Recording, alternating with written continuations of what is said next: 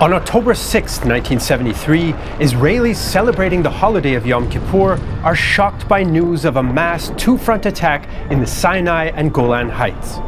Egypt and Syria, two nations still reeling from their humiliating defeat by Israel in 1967, smashed through Israeli defenses. To some, it looks like they might even be able to threaten the survival of the Israeli state. As Israeli tanks launch improvised defense and reservists rush to the front line, the leadership wonders how they were taken by surprise.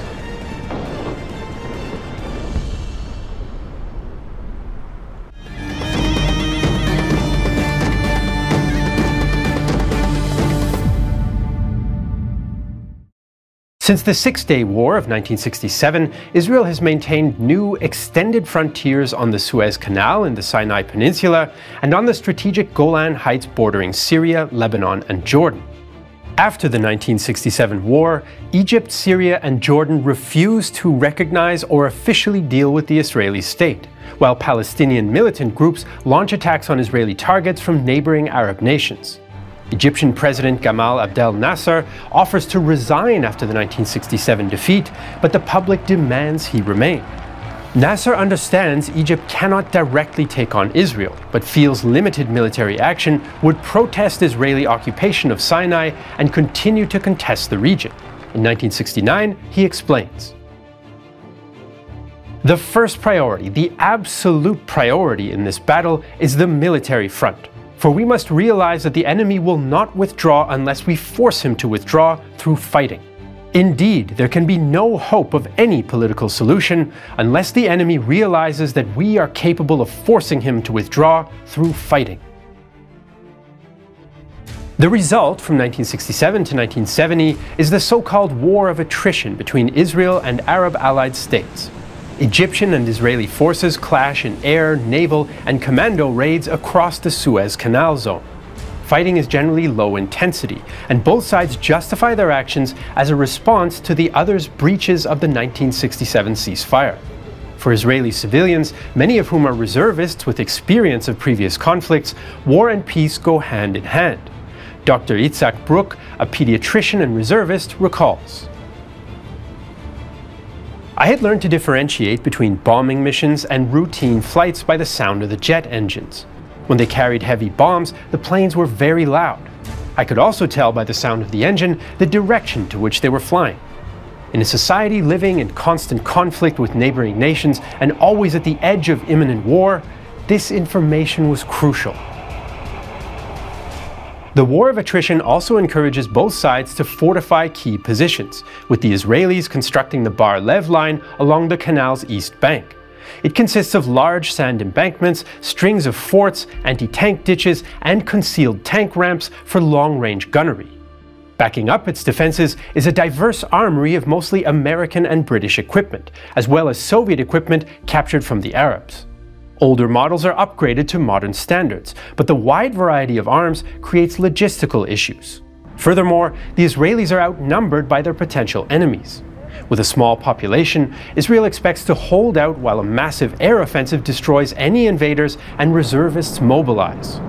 But mobilization badly disrupts the economy and must only be done in a real emergency, meaning accurate intelligence is vital. The Bar Lev line is criticized by some Israeli commanders, like General Ariel Sharon, who claims it forces Israel into a passive defensive posture and is too weak to repel a major Egyptian attack backed up by artillery. Supporters of the line suggest Israeli intelligence would detect such an operation in advance, allowing for a preemptive air attack. In September 1970, Nasser dies and is replaced by long-standing ally Anwar Sadat. He is also eager to undo the humiliation of 1967 and reclaim lost territory, as is another new leader, Syrian President Hafez al-Assad. Both Sadat and al-Assad want to launch a new coordinated attack on Israel, although other Arab allies like Jordan don't. Their plans are now backed up by experience from the War of Attrition, familiarity with Israeli doctrine, and new Soviet arms. During the War of Attrition, Egypt and Syria received large amounts of Soviet weapons, including new modern anti-aircraft surface-to-air missiles, or SAMs, rocket artillery, and powerful infantry anti-tank weapons like the fly-by-wire Malyutka or Sagar. T-55 and T-62 tanks equipped with night vision optics replaced World War II-era T-34s, while MiG-21 fighter jets replaced the older MiG-17s and 19s.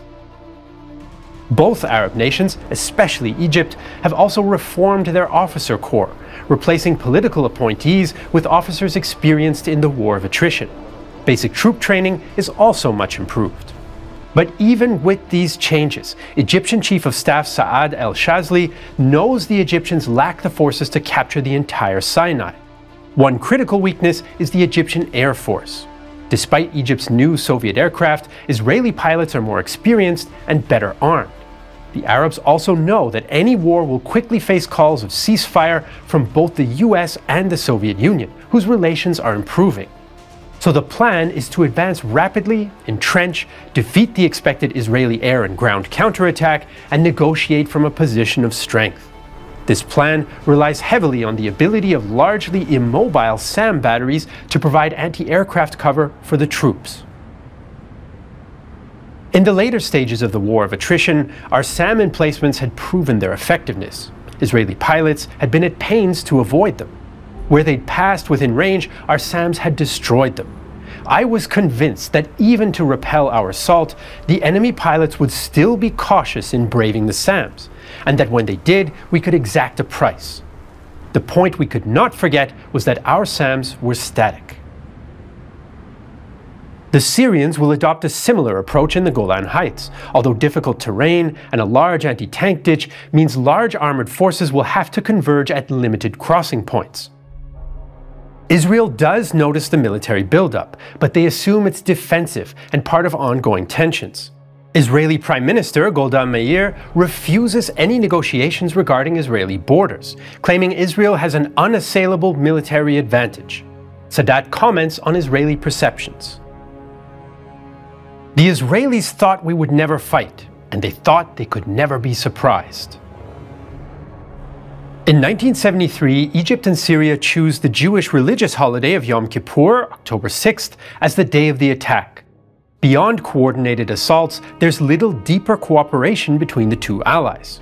However, they do maintain strict secrecy, so when the attack finally comes, many Israeli commanders still don't fully believe it. At 2 p.m., 240 Egyptian planes target Israeli fortifications and command centers in Sinai. Meanwhile, 4,000 commandos cross the Suez Canal, screened by a massive artillery barrage. Egypt uses 70 high-pressure water hoses to blast gaps in the sand embankment as troops and vehicles pour through and surround Israeli forts. As amphibious vehicles cross Bitter Lake, 23,000 Egyptians are over the canal in 2 hours. Israeli air and armored counterattacks fail as Egyptian anti-tank units and SAM launchers hunt them down. There's chaos in the Israeli Air Force as commanders order aircraft loaded for ground attack missions against airfields to rapidly rearm for close air support or air superiority missions.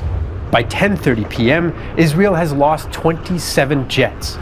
Egyptian losses are only around 200 killed, as 100,000 troops cross by nightfall. The Bar-Lev line is shattered.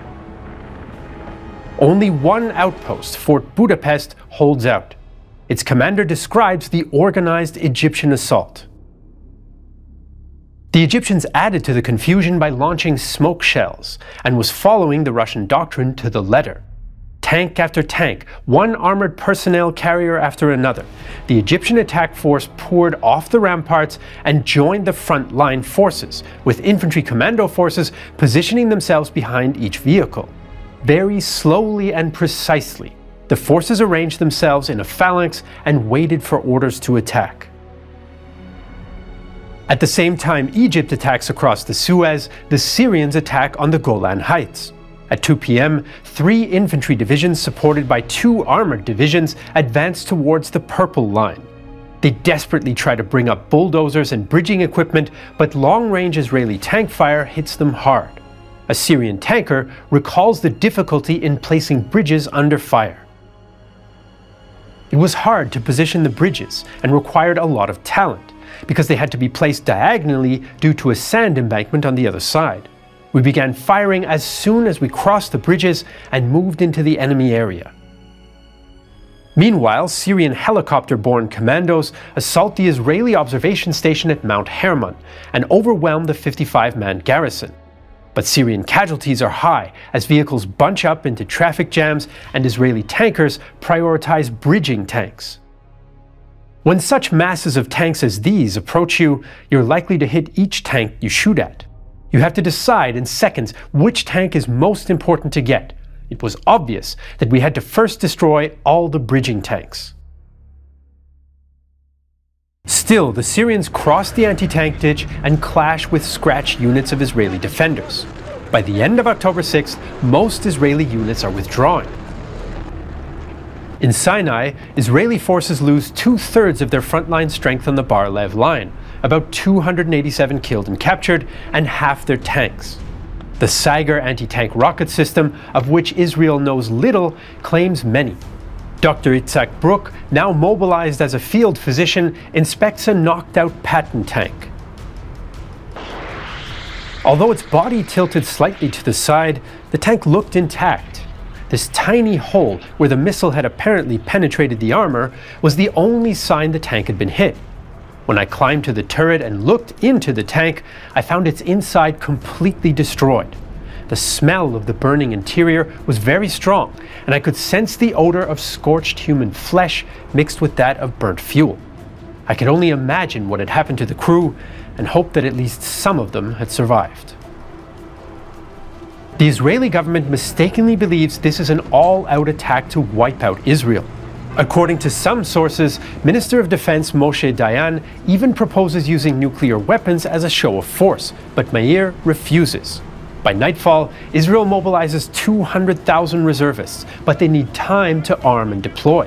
One of them recalls, "Only yesterday it was high-rise buildings, grassy lawns, synagogue, and children.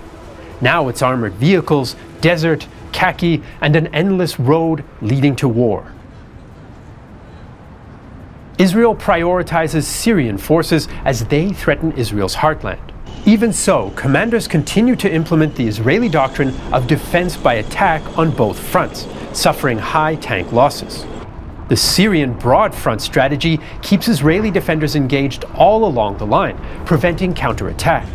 By October 8th, Syria commits its reserves and approaches the Jordan River, forcing Israeli tanks to withdraw under immense pressure. The Israeli 7th Armored Brigade, with 100 tanks, holds out against 500 Syrian tanks for 4 days in the so-called Valley of Tears. While Israeli long-range gunnery takes a toll during the day, Syrian tanks with night vision sights gain the upper hand at night. Israeli tanks lack such equipment and operate via moonlight and the light of burning vehicles. Israeli reinforcements arrive piecemeal, and the 7th Brigade holds on. Even so, the Syrian 5th Division is breaking through in the south towards the Sea of Galilee. Syrian units exploit the success as Israeli forces, often down to their last few tanks, withdraw. Israeli ground attack jets try to bomb the Syrian spearheads, but Syrian forces shoot them down. It seems the Syrians are on the verge of a breakthrough into Israel, and again the Israelis allegedly discuss using nuclear weapons. But despite low Israeli morale, their situation is slowly improving. By October 9th, more and more reservists are rushed to the front, often in an ad hoc manner. Syrian forces in the south partly stop to reorganize, which helps the Israeli defense. Israeli jets hit Syrian logistical routes outside the SAM umbrella, depriving Syrian units of vital ammunition. Meanwhile, the 7th Armored Brigade continues to hold out in the Valley of Tears. The defense absorbs Syrian reinforcements that are needed in the south. With the front stabilizing, Israel goes on the offensive and launches an armored charge for Quneitra on October 10th. Such attacks prove disastrous against Egyptian prepared positions, but break through less organized Syrian resistance. Meanwhile, Israel stops almost all of its attacks in the Sinai. The Egyptians have also stopped, and El Shazli states, "Egypt will not bite off more than it can chew." The Israeli government now realizes the war is not an all-out invasion of Israel. To continue the fight, Prime Minister Meir turns to the US for weapons, an issue that's divisive in the US administration. Secretary of State Henry Kissinger favors resupply, but many Pentagon staffers and Secretary of Defense James R. Schlesinger oppose it. Schlesinger claims Israel is requesting equipment beyond their immediate needs, and US resupply will damage its improving relations with the Soviet Union. President Richard Nixon was initially concerned about openly backing Israel, but as the Soviet Union continues to arm Egypt and Syria, he approves a large-scale military airlift. American cargo planes begin to arrive just as Israel launches its counteroffensive. The first Israeli assaults on Tel Shams on October 12th and 13th take heavy losses, but by nightfall, Israeli troops are breaking through. The threat of an Israeli advance on Damascus galvanizes anti-Israeli feelings across the region, and a coalition including Iraqi, Jordanian, and Saudi Arabian troops joins Syria. Israeli morale, though, shoots up. Privately, King Hussein of Jordan warns Israel he has no choice but to commit forces to save face domestically and with Arab neighbors. The Syrians now shift to protecting Damascus, but Israeli jets outflank the Syrian SAM umbrella by passing through Lebanese airspace to bomb the Syrian capital and oil facilities in Homs, hoping to force a Syrian surrender. Israeli Chief of Staff David Elazar states, "To destroy them, I need something effective and dramatic that will make the Syrians cry Gewalt and stop shooting. To hit their power stations. Everything." As the Israelis cross the 1967 ceasefire line into Syria, Egyptian commanders debate launching an offensive to aid the Syrians. Chief of Staff El Shazli is skeptical. Despite their losses, the enemy still has 8 armored brigades out there in front of us. The enemy air force can still cripple our ground forces as soon as they poke their noses beyond our SAM umbrella. We have proof of that. Advance and we destroy our troops without offering any significant relief to our brothers the Syrians. Sadat overrules El Shazli and orders an offensive towards the Mitla and Gidi passes. On October 14th, Egyptian units leave their positions supported by airstrikes and artillery. The Israelis allow them to advance outside their SAM protection before responding. In what is potentially the largest post-World War II tank battle, Egyptian tanks and anti-tank infantry clash with their Israeli counterparts. Israel now has the benefit of air support and newly arrived American wire-guided anti-tank missiles, which inflict heavy losses on the Egyptian forces. The Egyptian attack stalls, and the Israelis advance, but Egyptian forces are too strong for the Israelis to reach the Suez Canal. But the Egyptians have a fatal flaw in their lines. Israeli commanders, including General Sharon, discover a gap in the Egyptian line around Bitter Lake. If the Israelis can cross the canal there, they can drive on Cairo and likely end the war. On October 15th, Israeli artillery bombards the entire front to disguise the attack direction, which passes through the Chinese farm agricultural area. The farm itself is well protected, and a fierce close-quarters battle breaks out, with Egyptian Sagers taking a toll on Israeli armor. The battle rages for several days, but small groups of Israelis break through towards the lake, making a crossing with paratrooper support. They encounter almost no resistance on the West Bank, and Sharon orders a quick advance instead of establishing a bridgehead. Israeli columns cause chaos in the Egyptian rear, targeting SAM sites and logistical depots. The lack of a secure bridgehead means Egypt's commanders think this is a small-scale raid for propaganda value and focus on the Chinese farm battle. Meanwhile, Sharon's forces run a 100-kilometer circuit behind enemy lines as other Israeli forces cross in strength October 18th.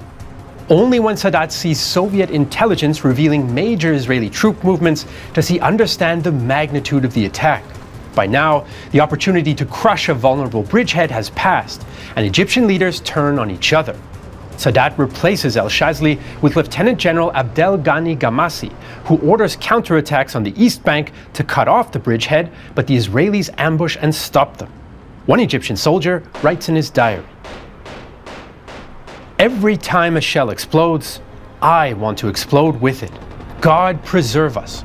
War is the dirtiest word I know."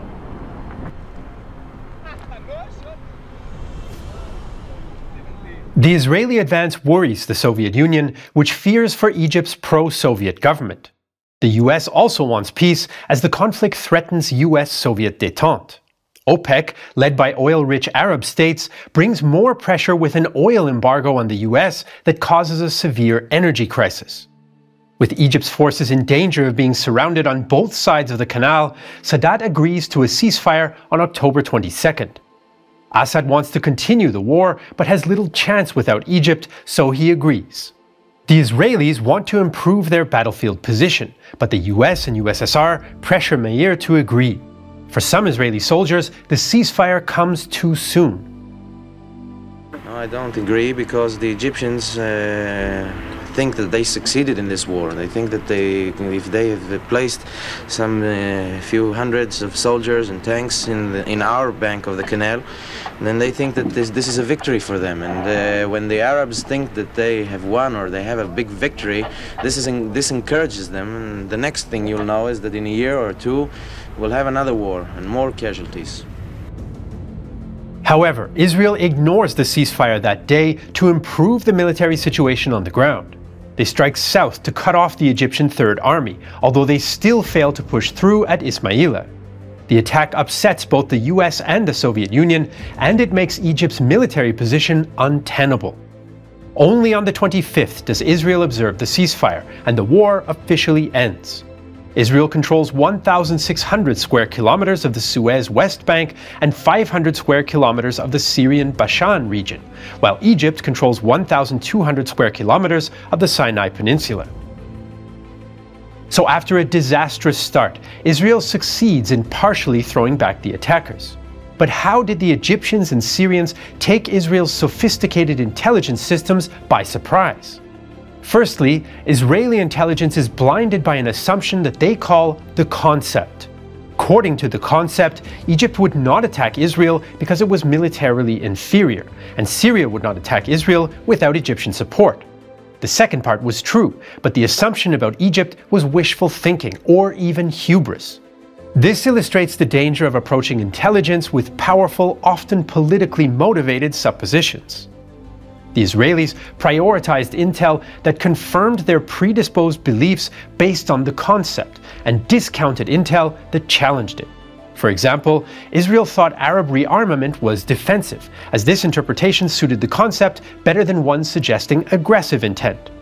And such contrary evidence did exist. Jordan's King Hussein secretly informed Israel of the planned attack, as he hoped to keep Jordan out of a new regional conflict and improve relations with the West. Ashraf Marwan, an Israeli spy in the Egyptian government who was also Nasser's son-in-law, also provided advance warning, but this intelligence did not change Israeli thinking. Egypt and Syria also skillfully hid their intentions. Sadat knew Israel judged itself militarily superior and encouraged them with public statements of moderation, and he leaked false stories of Egyptian military unpreparedness.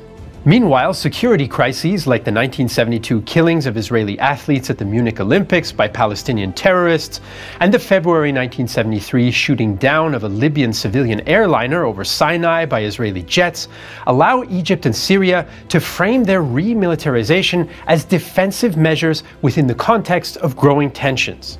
Another hostage crisis, an aerial clash over Damascus in September 1973, also distracted Israeli intelligence just as Syria and Egypt prepared to attack.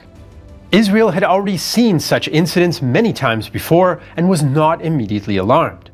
Only on October 5th was Israel seriously concerned, but the government did not order mobilization as it was politically risky. The Yom Kippur War, or October War to the Arabs, lasted 19 days, but casualty figures vary depending on the source. Israel lost up to 2,800 killed, Egypt up to 15,000, and Syria 3,500. By the end of the war, several other nations also joined the Arab forces, including Iraq, Libya, Cuba, Morocco, and North Korea. Of these, Iraq suffered the most casualties with 278 killed. For Israel, the war brought mixed emotions. During the surprise attack, many Israelis, including leaders, seriously believed Israel could be destroyed. Although Israelis took pride in their ability to quickly reverse the disaster, Egypt still held ground that Israel had controlled before. Meir and Dayan faced fierce public criticism for their failure to predict the attack, although an official investigation instead blamed senior officers like Chief of Staff General David El-Azhar. Even so, in April 1974, Meir resigned as prime minister. Both Egypt and Syria presented the war to their people as a great victory that undid the humiliation of 1967.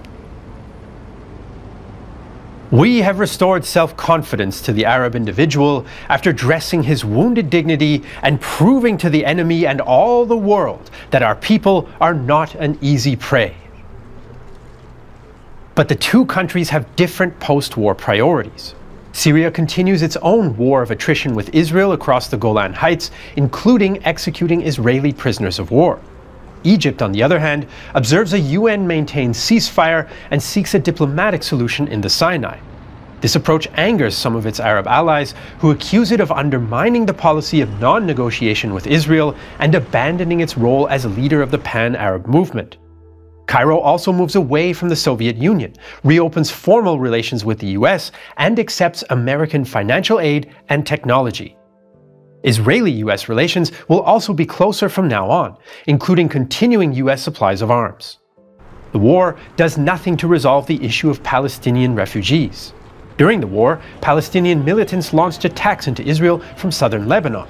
Although they came to little, the presence of Palestinian refugees and the willingness of militants to make such attacks add to tensions both within and between Arab nations.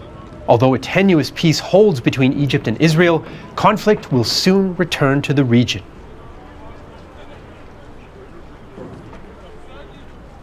Multiple sources have come forward since 1973 and claimed that Israel was ready to use nuclear weapons if the Arab countries had broken through during the Yom Kippur War.